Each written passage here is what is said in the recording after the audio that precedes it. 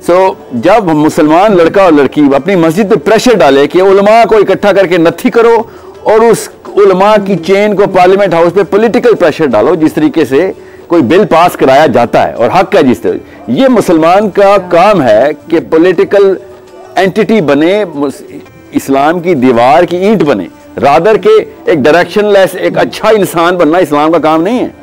इस्लाम का काम है एक पॉलिटिकल एंटिटी बनाना। जैसे भी करारदादें भी मंजूर हुई, लेकिन अगर देखा जाए कि हमारे अपने मुल्क की भी कितनी पावर है कि वो अभी आप सेनेट में भी देखें तो अगर मैं कश्मीर की भी चले, अगर हम इसकी गजा की बात नहीं करती, मैं कश्मीर की बात सेनेटर मुश्ताक को अंदर कर दिया गया फलस्तीन के ऊपर एहतजाज करने में। अब आपकी हुकूमत ने आपके सेनेटर को अंदर कर दिया है, कैसे बात कर रहे हैं? मैं आपसे आप बसद एहतराम आपसे मैं वैसे सवाल पूछना चाहूँ। मैं कहती हूँ हम एक थर्ड वर्ल्ड कंट्री के लोग कहते हैं हम तो वैसे भी वो हुकूमत है जो हर जगह जाके कर्जे मांग रही होती है। वो मुसलमान हुकूमतों के हवाले से आपका क्या कहना है कि जो कि अपनी ट्रेड को जो है वो प्रायोरिटाइज करें, उनको ऊपर रख रहे हैं, जिनके हाथ में वो जो चीजें कर सकते हैं, जो कभी मसला कश्मीर के लिए नहीं बोले, जो फलस्तीन के लिए नहीं बोले, जो यमन के लिए नहीं बोले, और जो कहीं ना कहीं जुल्म ढाने में वो भी मसलन में बड़ी बड़ी इस्लामिक कंट्रीज के बारे से बात करें जो कि स्ट्रॉन्ग कंट्रीज हैं। और ना बच्चा, मैं और आप पाकिस्तानी हैं, मैं दूर की बात ही नहीं करूंगा। मैंने अपने जिधर अल्लाह ने मुझे, अल्लाह के तुक्के नहीं है, मैं और आप तुक्के पे पाकिस्तानी नहीं, याद रखिएगा। मैं और आप तुक्के पे 25 करोड़ मुसलमानों के यूनिट में नहीं पैदा हुए, हमें 25 करोड़ मुसलमानों का गिफ्ट मिला हुआ, याद है। इसका सवाल होगा हमसे, ये ताकत तो आप कह रहे चैरिटी बिगिन्स एट होम, हम यहाँ से शुरू करें ना? नहीं sir, mission begins at home. Charity तो इज अ सेकंड स्टेज, याद रखिएगा। पहला बेसिक कॉन्सेप्ट जो है ना, जितना पाकिस्तानी जुम्मे की नमाज पढ़ता है ना, दे better factor in the political equation, they better factor in. मुसलमान उलमा को चाहिए कि फलस्तीन को फुरकान डिक्लेयर करें और इसके खिलाफ पॉलिटिकल मूव, इसराइल के खिलाफ पॉलिटिकल मूवमेंट के लिए बिल पास करवाएं और मस्जिद फतवा इशू करे। मस्जिद better start writing, otherwise Muslims are going to stop going to मस्जिद। कॉमन सेंस की बात है, मेरे कहने पे थोड़ी करना है उन्होंने। साहिल भाई, अब जो फतवा भी आएगा फिर उसके बाद हम कैसे उस पे काम कर सकेंगे, ये भी जरा प्लीज हमारी रहनुमाई कीजिएगा। किस क्या लफ्ज बोला एक्सेस पे? मैं आपको बता रहा हूँ, सिर्फ पॉलिटिकल मूवमेंट की बात कर रहा हूँ मैं इस वक्त। तौहीन सहाबा का बिल मस्जिदों ने पास करवाया, याद रखिएगा। फलस्तीन मूवमेंट का, पाकिस्तान की मोबिलिटी इनटू पैलेस्टीनियन लैंड मस्जिद करवा सकती है, ये पोटेंशियल रियलाइज नहीं करी। मसला ये हमारे पास जो डेफिनेशन ऑफ इस्लाम है उसके अंदर ये अलाउंस है कि अगर हम नहीं भी करते इस तरह की मोबिलिटी तब भी हम उतने ही मुसलमान हैं जितने की अगर हम करें तो। ये अलाउंस कहां से आई है? This is the question we better start asking the scholars कि ये कौन सा इस्लाम है जिसमें फलस्तीन का बच्चा मर भी जाए और मेरा ईमान ताजा रहे, मेरा ईमान कायम रहे और मैं कुछ भी ना भी करूं तो मुझसे सवाल भी ना हो। लेकिन साहिल भाई, सैंक्शन से भी डरते हैं ना, इमदाद बंद होने से भी डरते हैं, फिर वो कहते हैं पेट्रोल महंगा हो जाएगा, फिर हमारे हालात खराब हो जाएंगे, एटसेट्रा एटसेट्रा। नूर साहब, मेरे और आपके हालात है ना, मैं इसका जवाब दे दूं। जी जी, आपके और मेरे जो करंट हालात हैं और जो खराब होने सैंक्शन लगने के बाद, वो हालात वर्सेस इस वक्त जो हमास के हालात हैं, आप बताएं कौन से हालात बेहतर होने? जज़ाकल्लाह जज़ाकल्लाह, बिल्कुल ठीक बिल्कुल ठीक। तो ये अब चॉइस इज योर्स, क्योंकि जो आज किसी का वक्त है वो आपका भी कल हो सकता है सर। मैं अभी आपको आपके टीवी चैनल से बता दूं, अगला फलस्तीन इंडियन मुस्लिम्स है कि it doesn't take a rocket scientist to see where the winds are moving. Indian Muslims आप होशियार हो जाएं, ये हालात आपके अल्लाह ना करे, मगर अगर हम इस तक मुसलमान नत्थी ना हुए और ग्लोबल मूवमेंट की तरफ प्रेशर ना क्रिएट किया, तब अब वेट करें भाई एक एक करके। भाई, रोहिंग्या के मुसलमान भी तो है ना, उन देखे वो भी उन्होंने कितना बुरा टाइम देखा, किस तरीके से उनको भी स्लॉटर किया गया, उनको भी भूखा मारा गया, उनके साथ भी क्या किया गया है।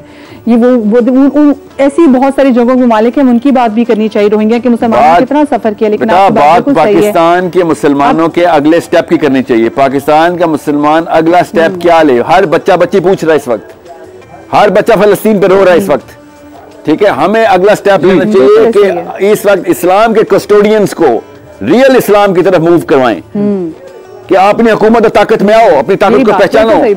ये जो अल्लामा इकबाल ने कहा था ना कि मुल्ला को जो हिंद में है सजदे की इजाजत, नादां ये समझता है कि इस्लाम है आजाद। ये इन मुल्लाओं को जगाएं कि इस्लाम के नाम पे दो नंबरी करना बंद करो। तुम्हें हमने कुरान दिया था, तुम्हें हमने जनाजे पढ़ाने के लिए नहीं कुरान दिया था।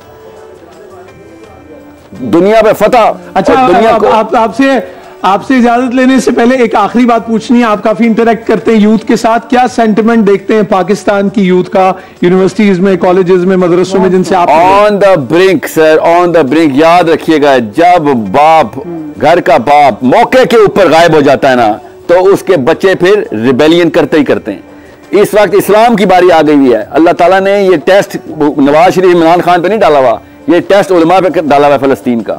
उन्होंने तो कभी कहा भी नहीं कि हम इस्लाम को रिप्रेजेंट करते हैं, समझे? सो इस वक्त घर का बाप अगर गायब हो गया तो यूथ ने मस्जिद के ऊपर से कॉन्फिडेंस खत्म हो जाएगा। ये लोग समझ रहे, मैं पावर देना चाह रहा हूँ उलमा किराम को, उलमा किराम मेरे परेशान मारे कि तू मदरसे के खिलाफ की बातें कर रहा है। मैं चाह रहा हूँ मदरसा अपनी पावर को पहचाने। सही सही। अल्लाह आपको अपने हिफ्ज़-ओ-मान में रखे और इंशाल्लाह together we can make a difference. इंशाल्लाह हमारी नीयतें ठीक हो, इखलास हो तो हम अच्छा ही करेंगे। बहुत बहुत शुक्रिया साहिल भाई। लेकिन जो मैं बात करी थी, तो कोई दूसरे अल्फाज में कह दिया कि जो कस्टोडियंस हैं they should come forward and they should do, मतलब जिनकी आवाज मैटर। लेकिन वो बड़ी अहम बात ये कर रहे हैं, वो कह रहे हैं कि मस्जिद जो है और जो मदरसा है वो अगर आप नेटवर्क देखें तो वो सबसे क्रेडिबल वॉइस है।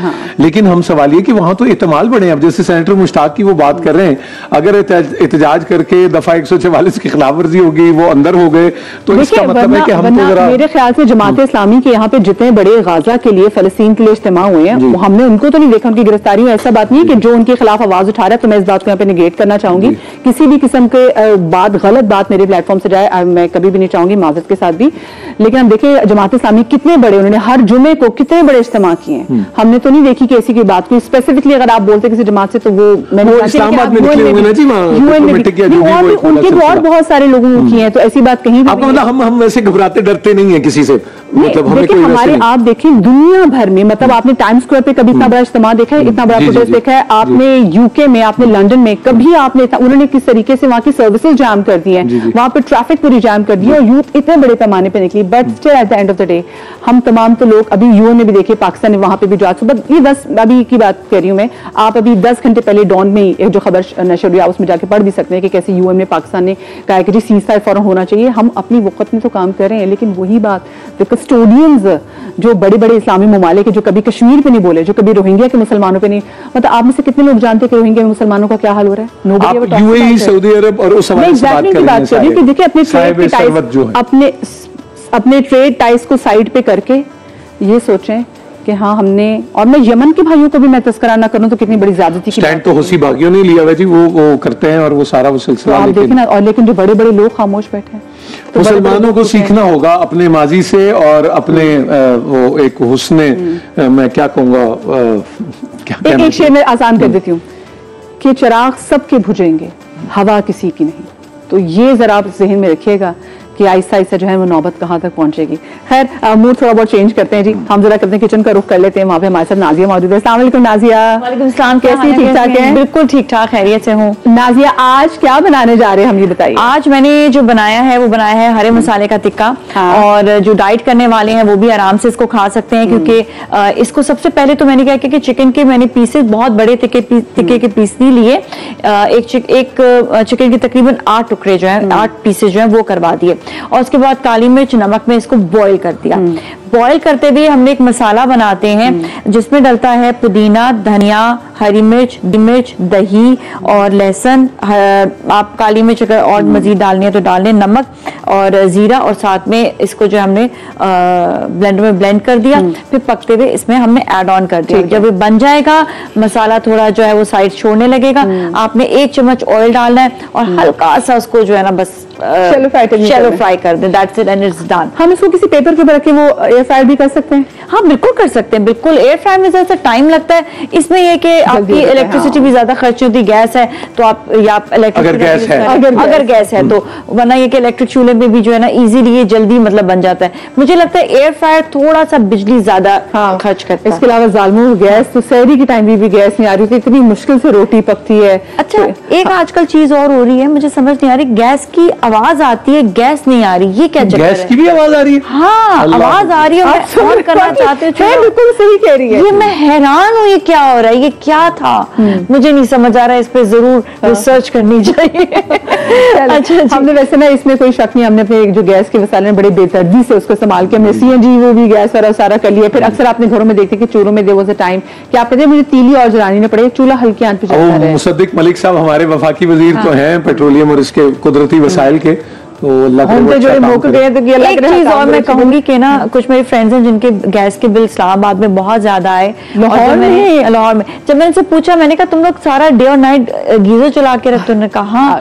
तो मैंने कहा फिर तो आएगा ना इतना बिल। तो अब ये कि इसके लिए इलेक्ट्रिक गीजर ले ले, ऑन करें ऑफ करते, बस ये आई थिंक